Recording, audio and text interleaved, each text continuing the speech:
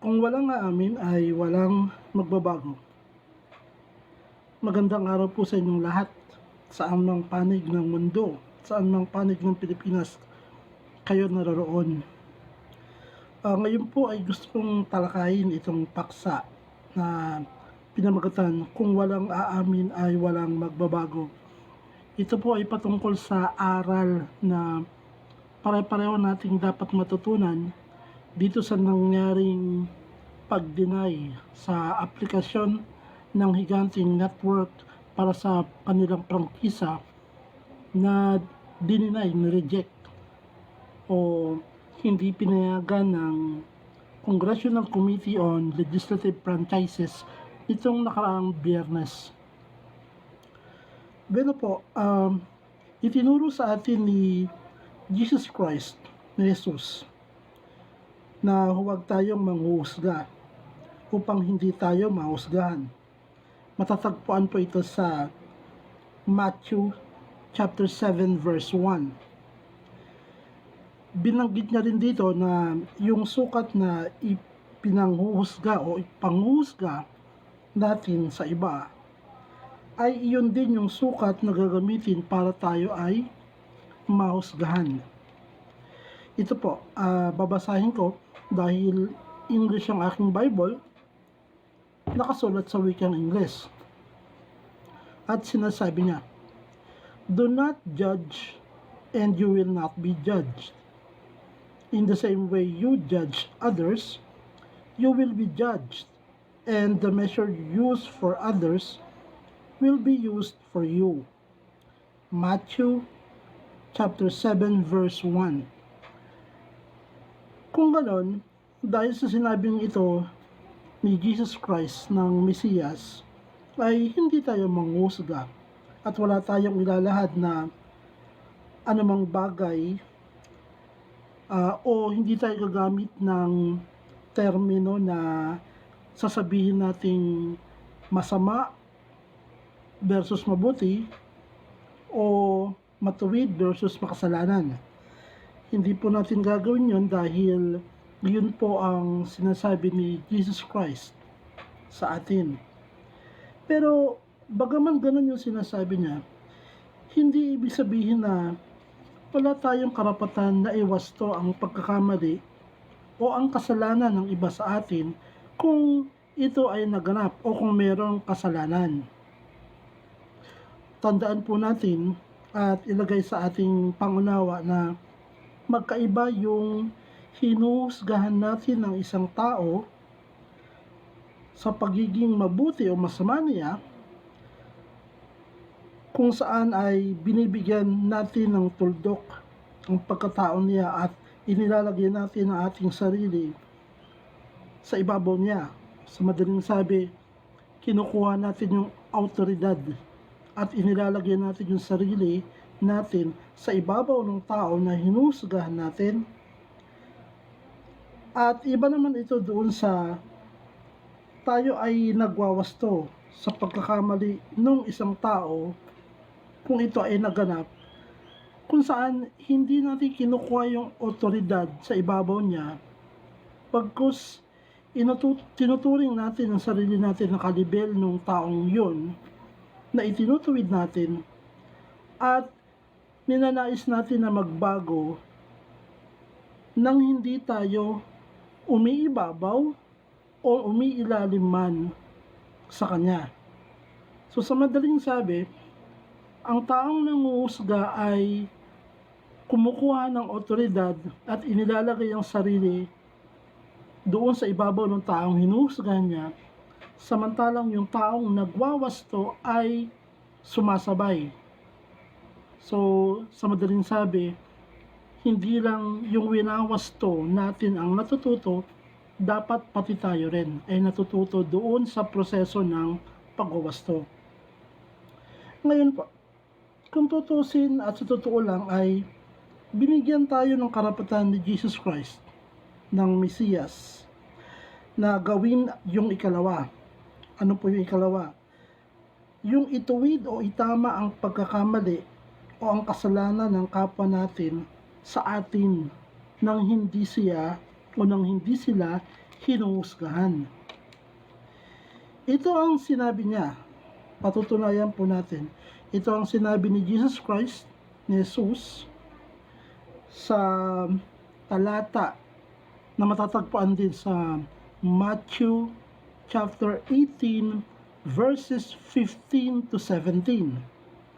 At ito nga po ang sinasabi niya, babasahin ko. If your brother sins against you, go and tell him his fault between you and him alone. If he listens to you, and therefore you have gained your brother. But if he does not listen to you, take one or two others along with you, that every charge may be established by the evidence of 2 or 3 witnesses. If he refuses to listen to them, tell it to the church. And if he refuses to listen even to the church, let him be to you as a Gentile and tax collector. Matthew chapter 18 verses 15 to 17. So malinaw po ang sinasabi ni Jesus Christ dito sa binasa ko. Hindi po tayo manghuhusga dahil sinabi niya yun nung una, pero hindi naman niya tayo inaalisan ng karapatan na iwasto ang mali ng iba sa atin, lalo pa kung ito ay para sa ikabubuti niya at natin, o sa ikabubuti ng taong winawasto natin at sa atin na rin. So sa madaling sabi, hindi lang siya dapat yung taong winawasto natin ang natututo, kundi tayo rin. Dahil sinasabayan natin siya. Wala tayo sa posisyon sa ibabaw niya bilang isang otoridad at wala rin tayo sa ilalim niya bilang nasasakupan niya. So sa madaling sabi, tayo ay pantay na naglalakad. Kumbaga ay ginagawa natin to sa ganang atin at sa ganang sa kanya. Ito rin ang sinabi ni Haring Solomon sa Kawikaan, sa Proverbs chapter 10 verse 8. Babasahin ko po. The wise in heart accepts commands, but a chattering fool speeds towards ruin. Sa ibang version ng Bible, ang sinasabing accepts instructions na mababasa dito, ganun din, ang sinasabi naman ng ibang version ay accepts correction. So, ganun pa man, kung ito ba ay accepts commands o accepts instructions o accepts corrections, pareho pa rin ang ibig sabihin. Ito nga kasi ang problema natin.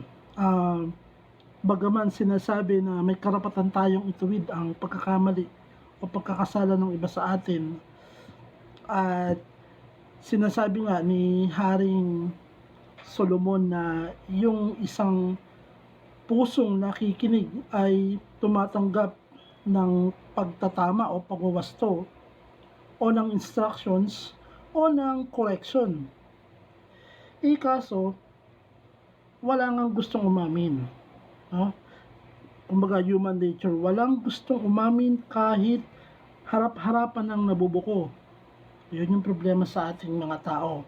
Hindi lang sa kanila o kanino man, kundi bahagi kasi ito nung human nature natin, yung pagiging tao natin, na hindi tayo aamin bilang bahagi ng survival instinct, self-preservation. Yun ang tawag nila dyan sa science. Samantalang sinasabi naman sa John 1 verse 9, sinasabi ni John the Apostle sa 1 John chapter 1 verse 9 na ganito rin, pareho rin sa sinasabi ni Haring Solomon. At ang sabi niya ay, if we confess our sins, He is faithful and just to forgive us our sins and to cleanse us from all our unrighteousness. At ganun din, pareho din ito sa sinasabi ni James na ganitong pagkakasabi niya naman sa James chapter 5 verse 16. Sinasabi niya, "Therefore confess your sins to one another and pray for one another that you may be healed. The prayer of a righteous person has great power as it works." O James 5:16. At hindi lang yon, hindi lang si James the Apostle, hindi lang si John the Apostle, o hindi lang mismo si Jesus Christ ang nagsasabi ng ganon, kasi binabanggit din yon ni Haring David naman sa Psalm chapter 32 verse 5 at ni Haring Solomon ulit sa Proverbs chapter 28 verse 13 naman. So ano yung sinasabi nila? Ang sinasabi nila, mahalaga na merong pag-amin sa isa't isa, admission of sins or admission of guilt, para magkaroon ng patawaran yung isa't isa. Hindi siya matututo ng siya lang at hindi rin tayo matututo ng tayo lang, kundi sabay tayong matututo at merong pag-amin sa isa't isa. Doon magsisimula yung sinasabi nating healing. So, lumalabas, binibigyang halaga ni Haring Solomon, ni Haring David, ni John the Apostle, ni James the Apostle, at mismo si Jesus Christ.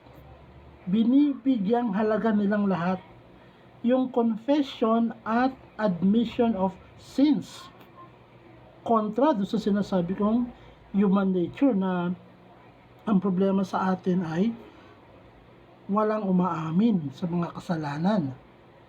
Na ang sinasabi nila, mag-aminan kayo. Ang sinasabi ni Haring Solomon, ni Haring David, ni James the Apostle, ni John the Apostle, ni Jesus Christ, ang sinasabi nila, mag-aminan kayo ng kasalanan sa isa't isa. Pero ang baliktad naman ang human nature. Ang sinasabi natin, ang problema sa tao, dahil nga sa self-preservation, nabubuko muna sa pagkakamali, tumatanggi pa na umamin na may pagkakamali. So, binibigyang halaga nila yung confession at yung admission of sins para sa pagpapatawaran at kagalingan o healing ng bawat isa. Ganon din, wala ring reconciliation at prosperity o kaginhawahan kung walang admission of sins. Ang problema pa kasi kay nasanay kasi tayo sinanay tayo sa ating kasaysayan bilang ganito. Ano yung sinanay tayo ng ating kasaysayan bilang ganito? O bakit naging bahagi ng kultura natin yung pagiging ganito, yung hindi pag-amin? Kasi nga, sa kasaysayan natin, yung mga dayuhang nanakop at umalipin sa atin sa mahabang panahon, maliban sa Hapon, sila ay hindi umamin sa mga kasalanang ginawa nila sa ating mga ninuno. Mabuti pa itong mga Indonesians, itong kapitbahay natin.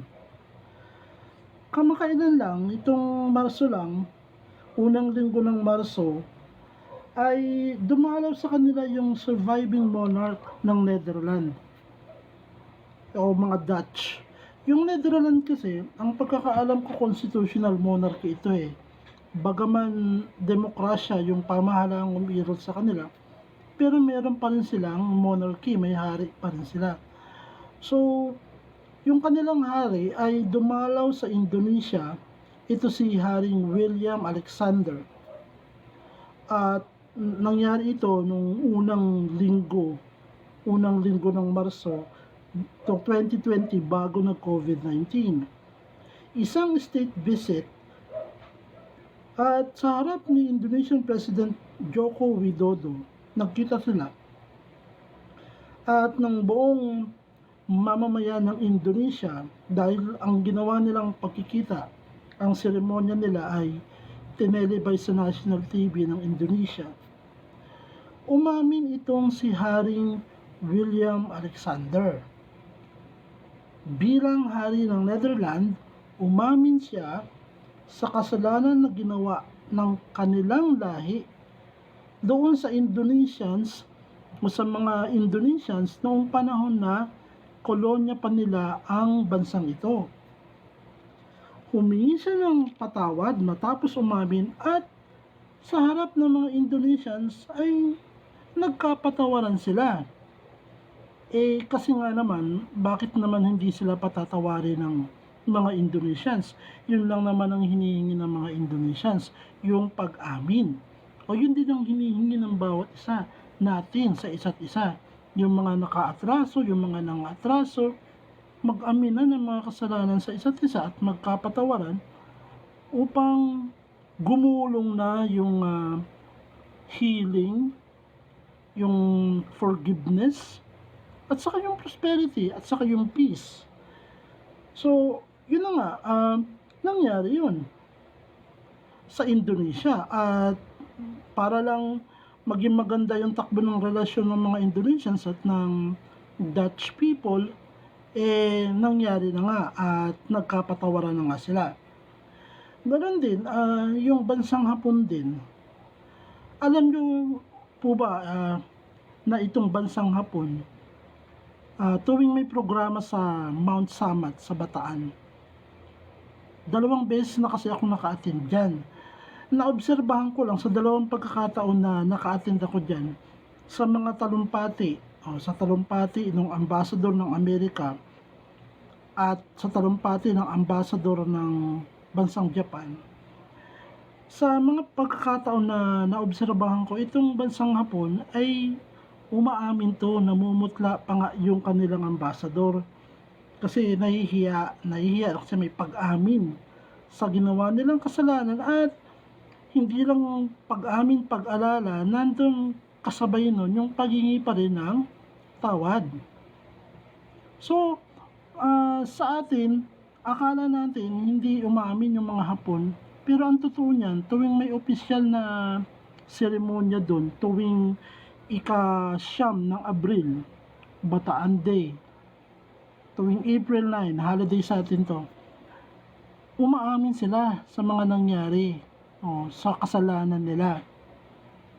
Pero kung ang ambassador ng Hapon ay umaamin sa kasalanan na ginawa ng kanilang lahi no ikalawang digmaang pandaigdig, hindi lang sa Amerika, particular sa atin din, na marami nang namatay sa atin dahil sa pananakot nila. Kung may pag-amin itong bansang Hapon, itong ambassador ng Amerika, doon sa 2 pagkakataon na naobserbahan ko, wala itong pag-amin. Sa totoo lang, ang namumutawi pa nga sa talumpati nito, kung sino man yung ambassador ng Amerika, ay ang mga binabanggit niya, yung glory, tagumpay, yung kabayanihan ng mga sundalo nag-alay ng buhay. Particular siyempre yung mga sundalo nila dahil Amerika So, tagumpay, glory, at yun na nga, pero walang pag-amin doon sa katotohanan na sila talaga sa malaking bahagi ang nakapatay ng maraming tao dito ng mga panahon na yon. So, paano nangyari yun?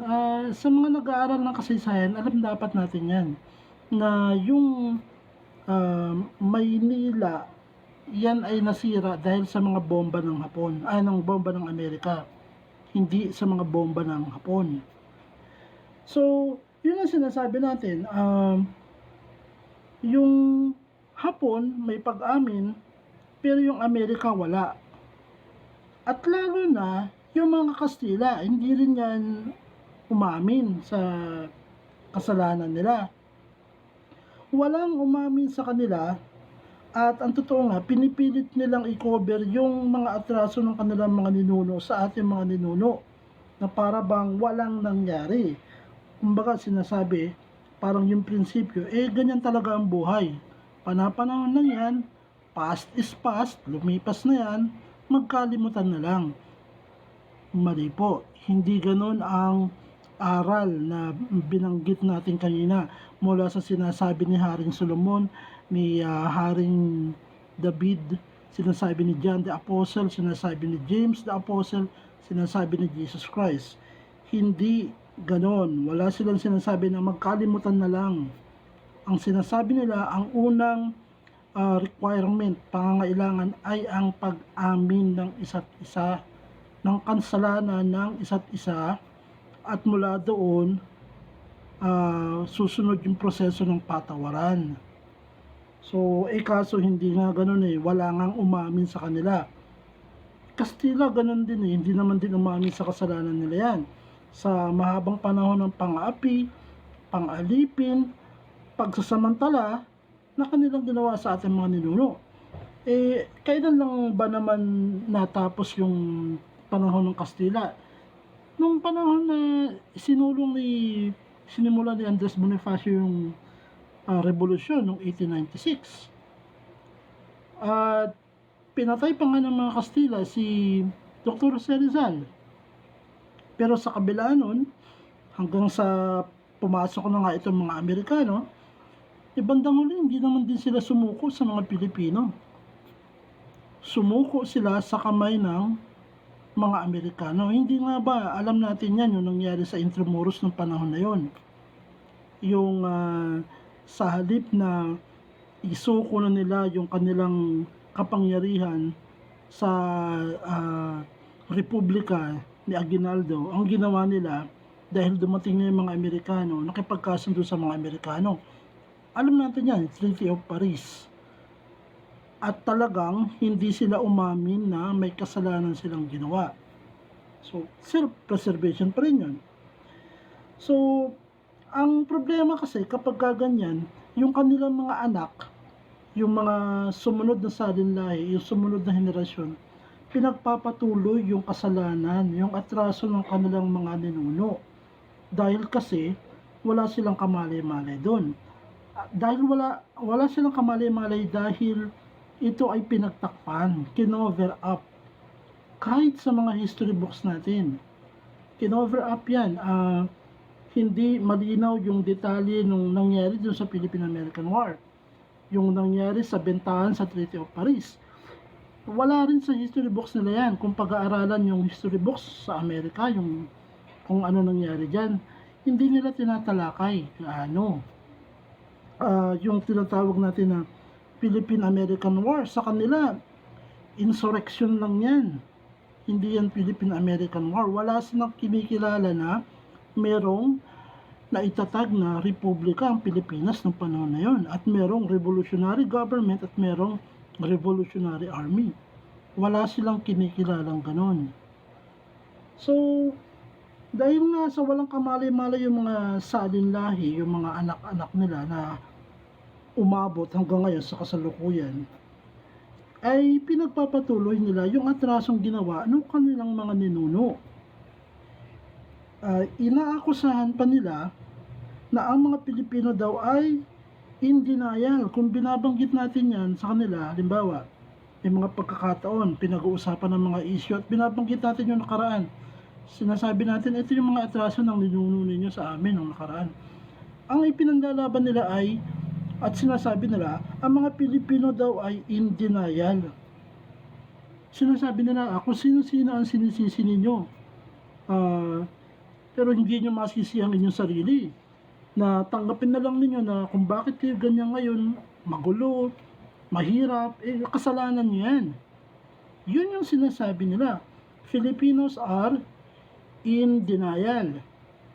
Kasi nga wala silang pag-amin doon sa atraso ng kanilang mga ninuno. Kaya yung mga kasalukuyang henerasyon nabubulid sa ganon, nabubulag sa ganong kaalaman.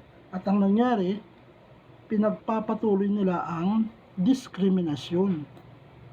So, ito ngayon ang hindi maintindihan ng mga persang liberal na nandito sa atin, sa Pilipinas. Na dahil kasi itong mga liberal ito yung pumayag, no? Sila yung mga ninuno nila ang pumayag na at hinayaang maganap yung ganong pangyayari sa kasaysayan natin, yung mga serye ng pagtataksil at pagtatakip at pagkampi doon sa mga nang-aapi kaysa sa mga naaapi, no? Dahil sa ganon, yun na, pinagpapatuloy rin nila ang ganitong kalakaran, ang ganitong kultura, yung kultura ng walang pag-amin. At dahil dito, dahil pinagtakpan sa kasaysayan, hindi umamin, walang umamin ng kasalanan, at pinabayaan lang na matapos yung ganong yugto at umabot sa kasalukuyan, ay pinagpapatuloy nila yung kultura ng hindi pag-amin.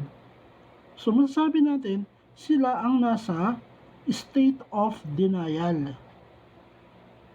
Ganyan ang nakita natin sa mahigit isang buwan, 12 hearing, 12 session sa Kongreso, sa Congressional Committee on Legislative Franchises.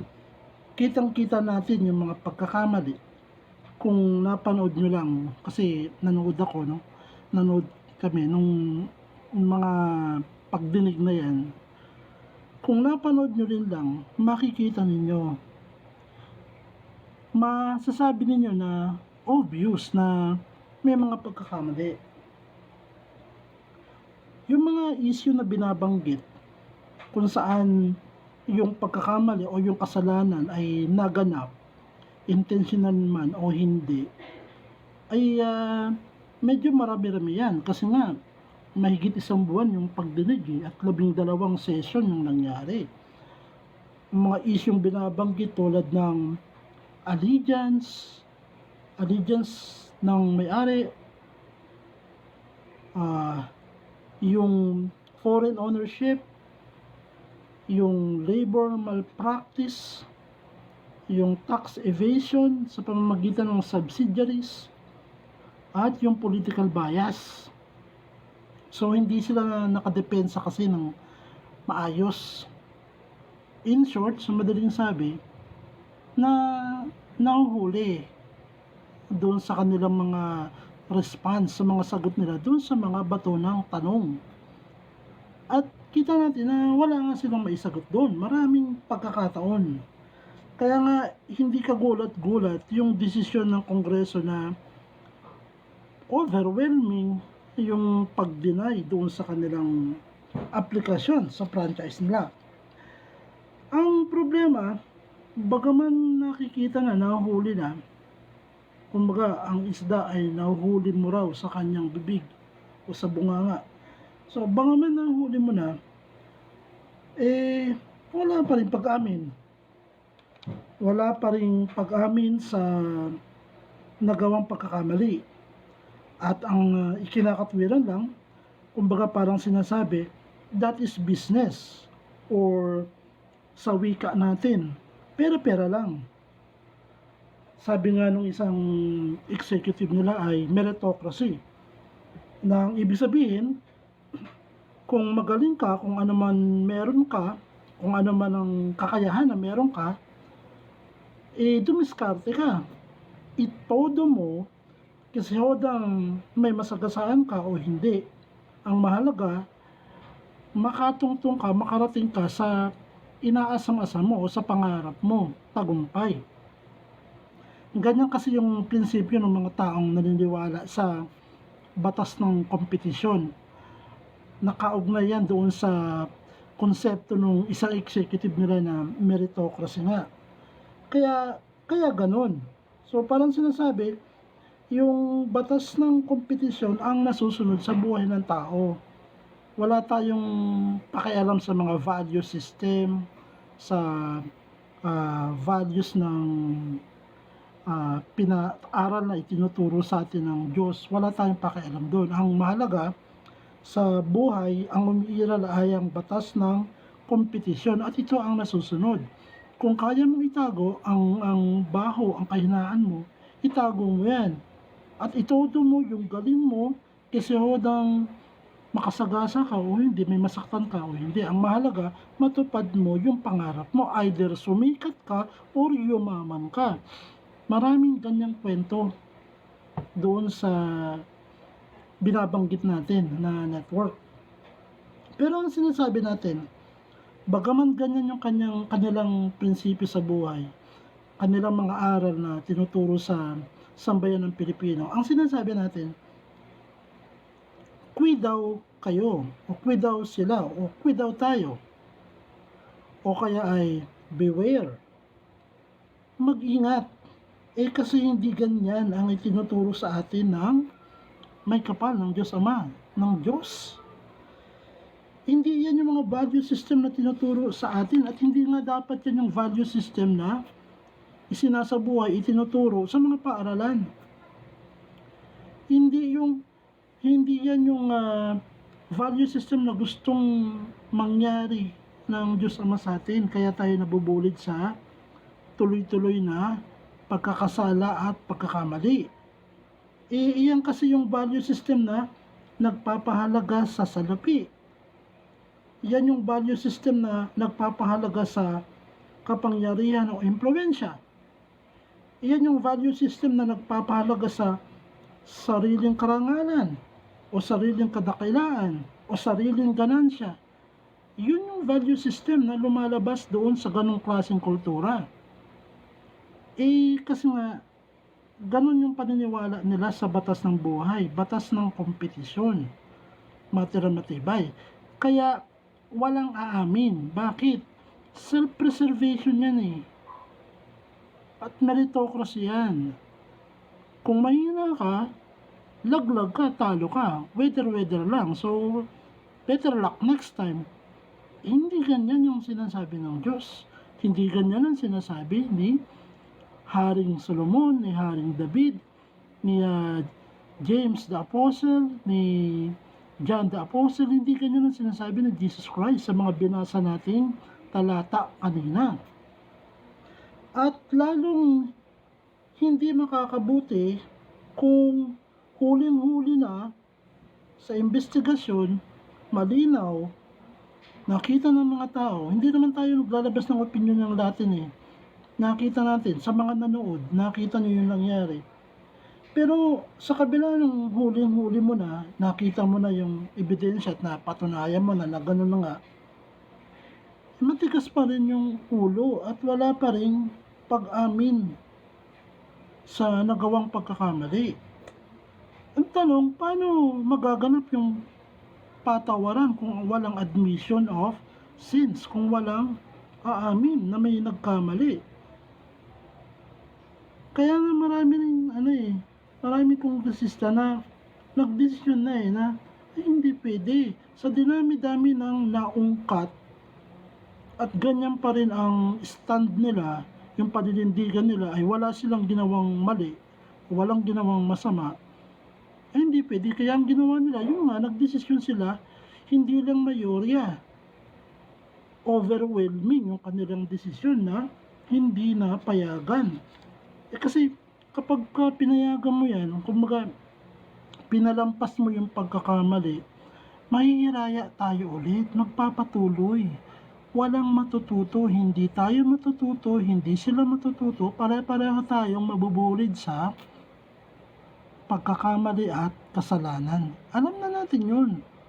Kaya nga ang sabi ng Jesus Christ, mayroon dapat admission of guilt, lalo pat doon sa verse na binasa natin, meron siyang sinasabi na kailangan mapatunayan sa bigat ng ebidensya at makumbinsi mo siya na meron nga siyang ginawang mali. Kasi kung hindi, may banta si Jesus Christ doon sa kanyang sinabi. Sabi niya, sige, umpisa, pagka hindi mo siya nakumbinsi ng kayo lang, one-on-one, magdadala ka na ng witness mo, 2-3 katao, para patunayan yung atraso niya, yung kasalanan niya, yung pagkakamali niya. Pero pagka hindi mo pa rin siya napaamin, hindi mo nakumbinsi na nakagawa nga siya ng pagkakamali, ng kasalanan, Ang sabi ni Jesus Christ, o di sige, dalhin mo na siya sa simbahan, mas mataas, pamayanan na yun, marami na, hindi lang isa, dalawa, tatlong witness ang bitbit mo. Nandun na kayo sa harap ng malaking pamayanan. Pero ang sabi niya, pagka hindi mo pa rin siya nakumbinsi, hindi pa rin umamin sa puntong yun, ituring nyo na hindi binyagan, hintil. Nung panahon na yun, wala silang kumbaga, hindi nila gusto na makihalubilo sa mga hintil, sa mga hindi binyagan. Tapos hindi lang hintil ang sinasabi niya. Ang sinasabi niya, ituring nyo rin silang mga tax collector. Nung panahon nila, yung mga tax collector, kinamumuhian din nila yan kasi yung mga yan, yung nagpapasakit, nagpapabigat sa buhay nila. So, malinaw yung banta ni Jesus Christ doon sa binasa natin. Sa Matthew chapter 18, verse 15 to 17. Malinaw yung banta niya doon at hindi niya sinabi na ipagtanggol nyo yung mga taong hindi umaamin sa kanilang kasalanan. Ang sinasabi niya, paaminin mo, gumamit ka ng ebidensya para umamin siya sa kanyang kasalanan. Kaso, dito nga sa kasalukuyan nating sitwasyon, sa nangyaring hearing, iba yung nakita natin Huling-huli mo na, sa mga isyong ibinato, lumabas yung katotohanan na hindi nila masagot, pero, malinaw pa rin sa kanila na wala silang ginawang kasalanan. O so ang tanong, paano papasok ang patawaran? Paano mo pagbibigyan yan kung ganyan? Kung malinaw sa'yo na may kasalanan yung taong nagkasala sa'yo o taong nagkamali sa'yo, hanggat hindi umaamin yan, hindi yan magbabago. Hanggat hindi siya umaamin na meron siyang nagawang mali, hindi yan magbabago. So, pareho kayo mabubulid. Ikaw, mabubulid sa kasalanan dahil hindi mo siya tinutuwid at siya naman, mabubulid sa kasalanan dahil ipagpapatuloy niya ang kasalanan o yung pagkakamali. Yun yung sinasabi ni Jesus Christ. So, ulitin ko lang, hindi po tayo nanguhusga. Hindi natin hinuhusgahan yung higanting network. Ang ginagawa po natin ay nagwawasto tayo. Sinabi ni Jesus Christ na huwag tayong maghusga. Opo, kaya nga po hindi natin sinasabi na makasalanan sila at matuwid tayo. Walang ganon. Hindi natin sinasabi na masama sila at mabuti tayo. Walang ganon. Pero ang sinasabi natin, nagkamali po kayo. At yung karapatan na yun, na sinasabi ni Jesus Christ na ipunto natin yung pagkakamali nila, ay binigay sa atin ni Jesus Christ mismo. Karapatan natin na ituwid ang kapwa natin na nagkamali sa atin para sa kabutihan ng lahat. Para sa Kanya, para sa atin. Yun yung punto nila. Magkakaroon ng admission of guilt, magkakaroon ng forgiveness of sins, magkakaroon ng reconciliation, magkakaroon ng peace, magkakaroon ng prosperity. Bakit nagkaganon? Bakit walang pag-amin yung malaking network na yun? Sabi ko nga nasanay sa kasaysayan natin, nasanay sa ganon na pinagtatakpan yung pagkakamali. Alam na natin, hindi ko na palalawigin pa kung bakit gano'n. So, sasabihin ko lang ulit, babasahin ko ulit yung sinabi ni Jesus Christ na binibigyan niya tayo ng karapatan. Ito yung sabi niya sa Matthew chapter 18 verse 15 to 17. Sabi niya, if your brother sins against you, go and tell him his fault between you and him alone. If he listens to you, you have gained your brother. But if he does not listen, take one or two others with you, that every charge may be established by the evidence of 2 or 3 witnesses. If he refuses to listen to them, tell it to the church. And if he refuses to listen even to the church, let him be to you as a Gentile and tax collector. Matthew chapter 18 verse 15 to 17. Malinaw po, hindi ko po ito opinion. Ito ay karapatan na ibinigay sa atin ni Jesus Christ.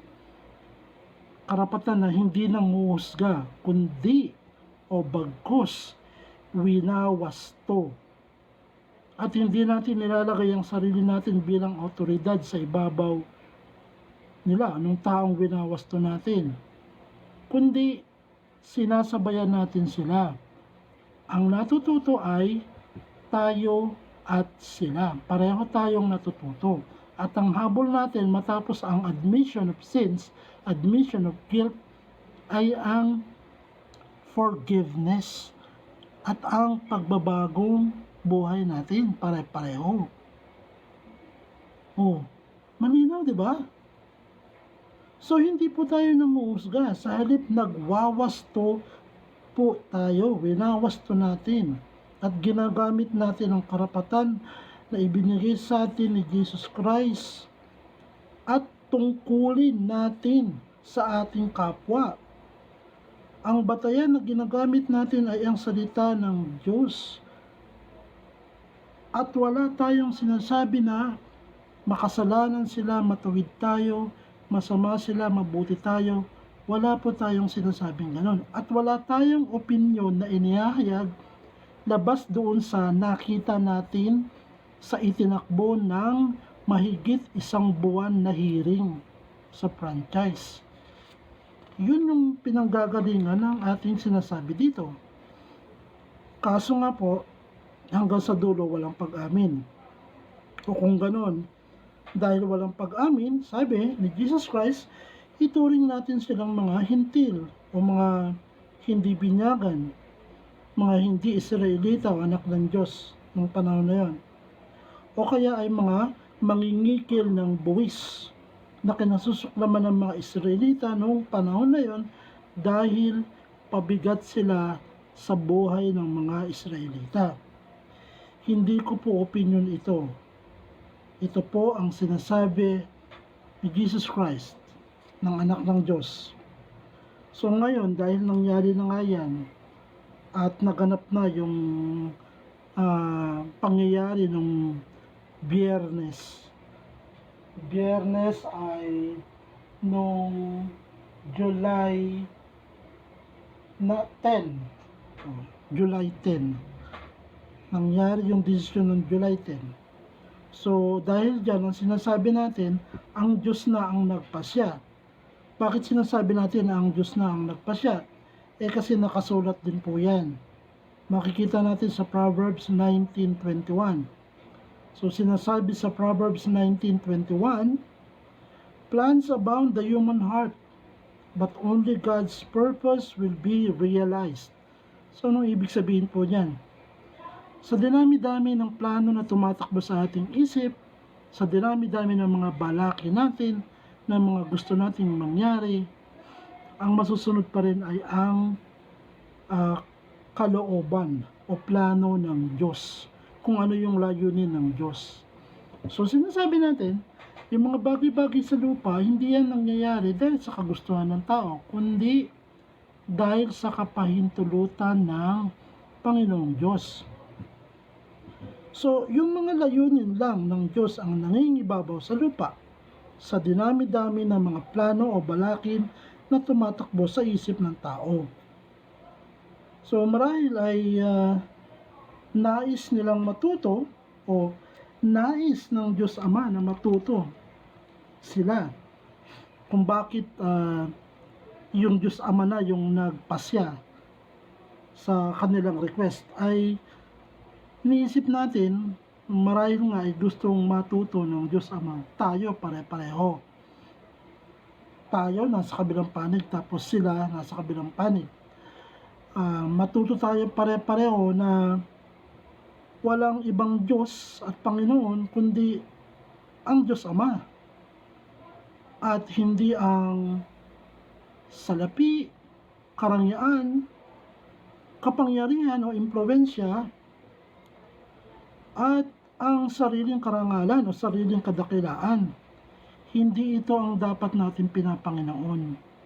Kasi isa lang ang Panginoong Diyos sa langit.